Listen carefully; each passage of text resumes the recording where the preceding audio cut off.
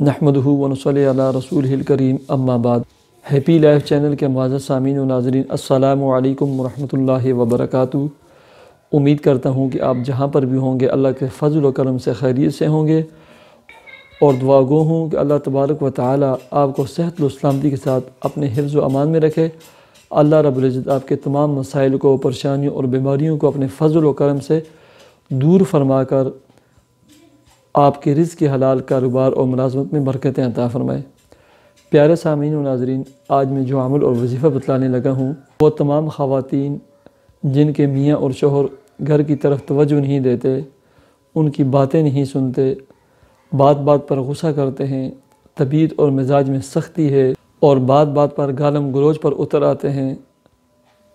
بچوں کا خیال نہیں رکھتے، اپنی بیوی کا خیال نہیں رکھتے، گھر کا خیال نہیں رکھتے، گھر کی طرف توجہ نہیں دیتے، تو ایسے تمام افراد کے لیے، ایسے تمام گھرانوں کے لیے، اور یہ ایک ایسا مسئلہ ہے کہ آج کل کے دور میں ہر دوسرا اور تیسرا گھر اس کا شکار ہے۔ ہر دوسرے اور تیسرے گھر میں میاں بیوی کے جھگڑے اور فساد کی آگ لگی ہوئی ہے، جس کی وجہ سے بے اتفاقی، نا اتفاقی، ناچاکی، الجھنیں اور پریشانیاں ہیں۔ سامعین و ناظرین، آپ نے کئی بار اخباروں میں پڑھا ہوگا، نیوز میں سنا ہوگا کہ جن گھروں میں میاں اور بیوی والدین اکثر جھگڑتے رہتے ہیں، لڑائیاں ہوتی رہتی ہیں، ان کے بچوں نے خودکشی کر لی، اور وجہ کیا تھی؟ میاں اور بیوی کا اور والدین کا بار بار اور روزانہ کی لڑائی۔ ایسے ہی جن گھروں میں ہمیشہ لڑائی اور جھگڑا رہتا ہے، ان کی اولادیں احساس کمتری کا شکار ہوتی ہیں، اور بڑے ہو کر وہ اس طرح کے قابل انسان نہیں بنتے جس طرح کے عام بچے قابل ہوتے ہیں، ذہین اور فطین ہوتے ہیں۔ اور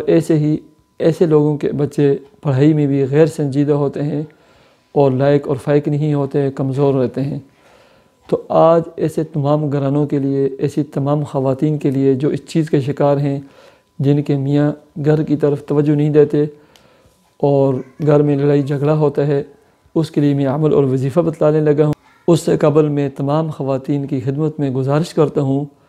آپ اپنے مزاج میں، اپنی طبیعت میں نرمی پیدا کریں، اپنے میاں کی ہر بات کو قبول کریں، آگے سے جواب دینے کے بجائے اپنی زبان کو بند رکھیں۔ جب لڑائی جھگڑا فساد شروع ہو، آپ کثرت کے ساتھ درود شریف پڑھنا شروع کر دیں اور زبان کو بند رکھیں۔ آپ کا میاں جو بھی بات کہے ٹھیک ہے، انشاءاللہ ایسے ہی ہوگا۔ آپ نے عمل اور وظیفہ یہ کرنا ہے، ہر فرض نماز کے بعد اول آخر 1 مرتبہ درود شریف پڑھیں، درمیان میں 101 مرتبہ یا غفور، یا لطیف، یا ودود، یا کریم۔ اللہ رب العزت کے یہ 4 مبارک صفاتی نام ہیں، یا غفور، یا لطیف، یا ودود، یا کریم۔ ہر فرض نماز کے اسلام کے بعد اول آخر 1 مرتبہ درود شریف کے ساتھ یہ پڑھیں، اور ایسے ہی عشاء کی نماز کے بعد 2 رکعت نماز صلاۃ حاجت کے پڑھیں۔ اس کے بعد کم از کم 100 مرتبہ سورہ اخلاص پڑھ کر اپنے میاں کو احصال ثواب کریں کہ اللہ رب العزت اس کا جو ثواب ہے میرے میاں کو پہنچائے، اور اس کی طبیعت اور مزاج میں نرمی پیدا فرمائے، اور ہماری محبتوں کو، ہماری الفتوں کو، ہمارے گھر کی رونقوں کو، اتفاق اتحاد کی راہوں کو اللہ تبارک و تعالی دوبارہ ہموار کر دے، اور ہمارے گھروں میں برکتیں عطا فرمائے۔ یہ بہت ہی مجرب، مؤثر، پاورفل عمل و وظیفہ ہے۔ دوبارہ سماعت فرمائیں، ہر فرض نماز کے بعد چاہے میاں ہے، بیوی ہے، گھر کے تمام افراد جو بھی پڑھنے والے ہیں پڑھیں، اول آخر 1 مرتبہ درود شریف، درمیان میں اللہ رب العزت کے 4 صفاتی نام، یا غفور، یا لطیف، یا ودود، یا کریم، اور اس کے بعد دعا کریں۔ عشاء کے بعد 2 رکعت نماز صلاۃ حاجت کے ادا کریں، اور کم از کم ہو سکے تو 100 مرتبہ سورہ اخلاص پڑھ کر ایسے تمام خواتین اپنے میاں کو احصال ثواب کر دیں کہ اللہ تعالیٰ اس کا ثواب میرے میاں کو پہنچائے، اس کے مزاج و طبیعت میں نرمی پیدا ہو، گھر کی طرف توجہ دے، ہمارے گھر میں خوب برکتیں نازل ہوں۔ سامعین و ناظرین،